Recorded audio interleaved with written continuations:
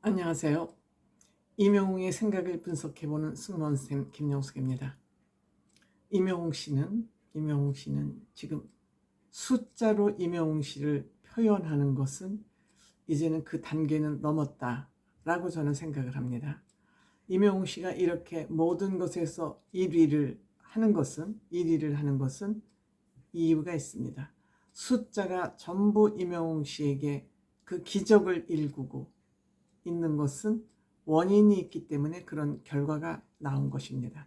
그럼 우리는 이제부터 임영웅 씨가 어디에 출연을 하고 플랫폼에서 음원 점수가 음원 순위가 어떻게 됐고 돈을 얼마를 벌고 있고 이런 거 다 중요한 일이죠.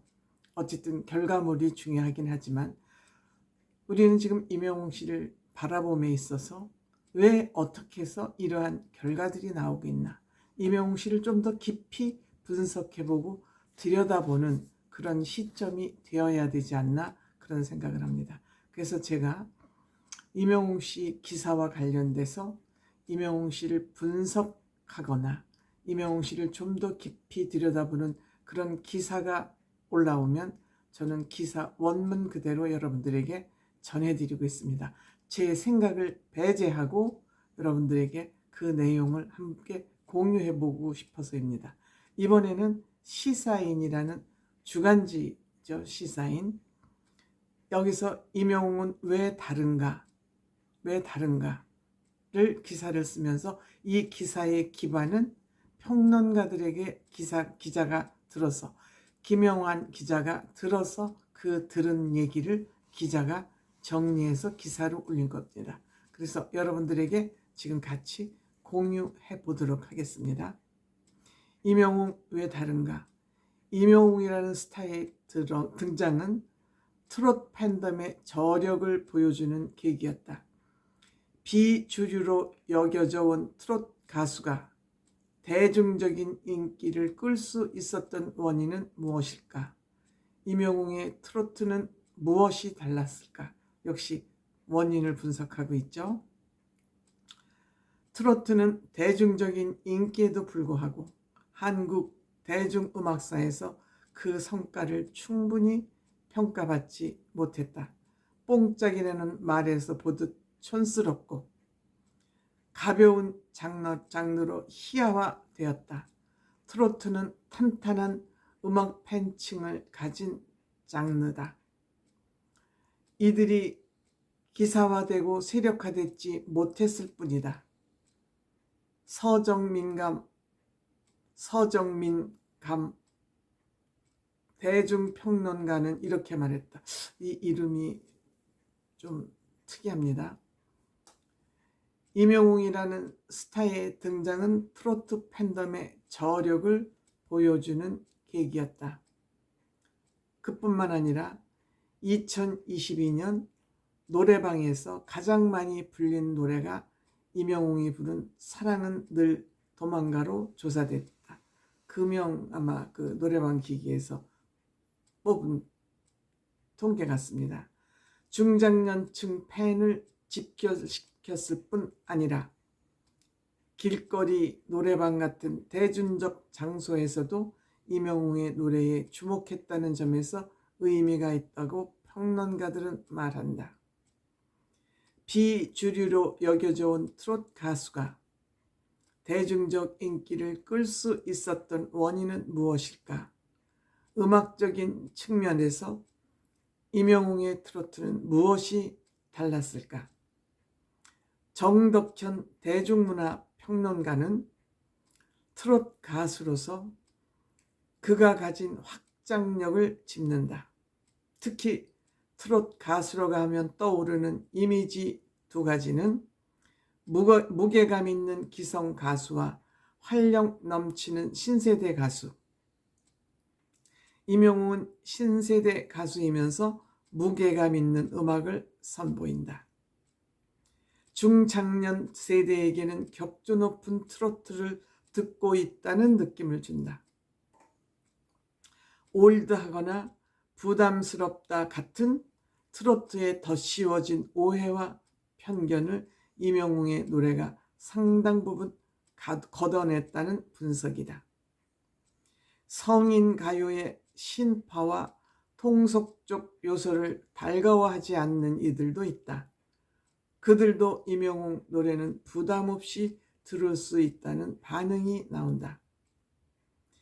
임영웅이 부른 노래 중 가장 많이 관심을 받은 곡은 어느 60대 노부부 이야기다. 가수 김광석이 포크 창법으로 불렀다면 임영웅은 스탠드 팝 창법으로 재해석했다. 트로트 가수로서는 폭이 넓다. 트로트 연구자이기도 한 이영미 대중평론가는 1960년부터 1980년대 감수성을 지닌 대중가요를 포크든 트로트든 스탠드 팝이든 나름대로 잘 소화해낸다. 다른 가수들에 비해서 임영웅이 포괄하고 있는 양식의 폭 넓다라고 말했다. 사실 임영웅의 노래 중 트로트 장르는 다수가 아니다. 그의 첫 정규 앨범 I'm Here로 수록곡은 발라드와 댄스, 힙합까지 다양하다. 아비앙또, 또 프랑스어로 또 만나요는 레게풍의 힙합 장르이고 히트곡 사랑은 늘 도망가는 발라드 장르다. 서정민갑 평론가는 싱글로 내놓은 음원 중에는 가수 신해철이 불렀을 것 같은 록 분위기 곡도 있다고 평했다. 트로트 오디션 프로그램으로 이름을 알렸지만 그 이후의 행보를 보면 팝 가수에 가까운 모습이다. 본인이 지향하고 있는 뮤지션이 조용필 아닐까 생각한다. 방송 프로그램에 거의 출연하지 않는데 뮤지션으로서의 가장 정체성을 갖는데 집중하는 듯하다. 정민재 대중음악평론가는 임영웅 음악을 두고 한국의 마이클 부블레에 비유했다.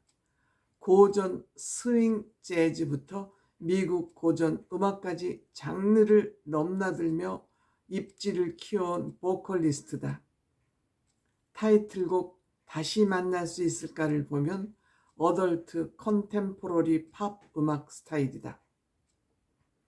우리에게는 많이 와 닿지 않는 음악인데 그걸 소화하면서 트로트까지 하는 희귀한 포지션의 가수다. 음악적 온신의 폭이 넓다. 이쯤 되면 임영웅의 장르를 트로트로 볼 수 있을까? 평론가들은 어떤 노래가 트로트인가 아닌가를 결정하는 일이 단순하지 않다고 말한다. 음악사학자인 장유적 단국대 자유교양대 교수는 현대 트로트의 특징 중 하나로 트로트 경계의 불확실성을 든다. 트로트는 하나의 고정된 장르가 아니다. 여러 장르와 부딪히고 혼합해가며 명맥을 이어왔다.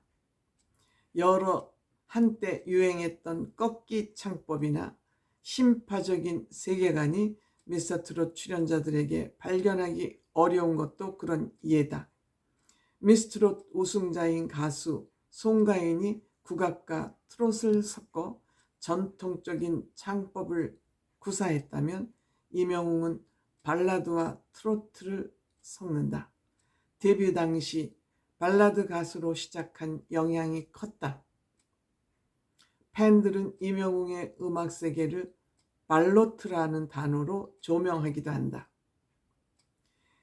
임영웅 현상은 시대의 변화와 함께 음악 팬들이 요구하는 새로운 사운드가 있다는 것을 보여준다.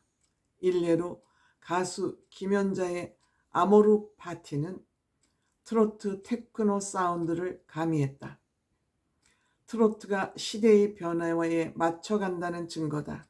결국 그 요구를 수용하는 목소리가 있냐 없냐의 문제다.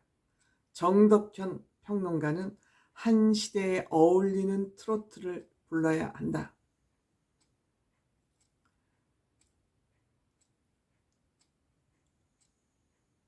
죄송합니다. 읽다가 좀 줄을 놓쳤군요.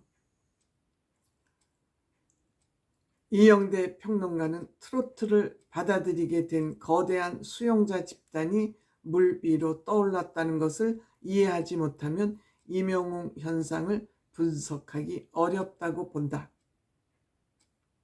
결국 트로트 열풍이 휘감은 가운데 임영웅은 그 중에서 왜 더 돋보이는가를 찾아야 된다. 이게 핵심이죠. 임영웅이 보여주는 음악 세계는 팝 흐름에 맞는 현대적인 성인 가요의 모습을 띈다. 트로트를 싫어하는 이들도 끌어안을 만한 폭넓고 세련된 방식이기에 가능했다는 이야기다. 임영웅이 취하는 전략도 기존 트로트 가수와 달라진다. 기성세대를 타깃으로 한 아이돌 전략의 핵심은 고급하다. 정민재 평론가의 말이다. 스타덤에 오른 트로트 가수는 히트곡 한두 곡만 있어도 막대한 수입을 가져갈 수 있다. 지역 행사 섭외 요청이 쏟아진다. 그런데 앨범 단위 음악을 내고 있다는 것은 말초적인 히트곡에 치중하는 게 아니라 음악적인 성과를 가져가려고 하는 것으로 보인다. 콘서트에서 힘을 쏟고 그 공연을 영화화하는 것은 기성의 팝스타 아이돌 전략을 닮았다.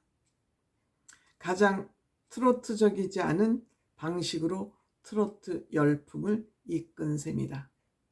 역시 분석가들은 그 보는 눈이 좀 남다르다는 것을 알 수 있습니다. 저는 이 기사에 크게 공감하고 전문가들의 평론에도 공감하는 바입니다. 물론 이 기사를 듣고 여러분들도 아하 그렇구나 하고 또 미처 생각지 못했던 부분들을 인식하게 되시지 않을까 하는 생각에서 읽어드렸습니다. 고맙습니다.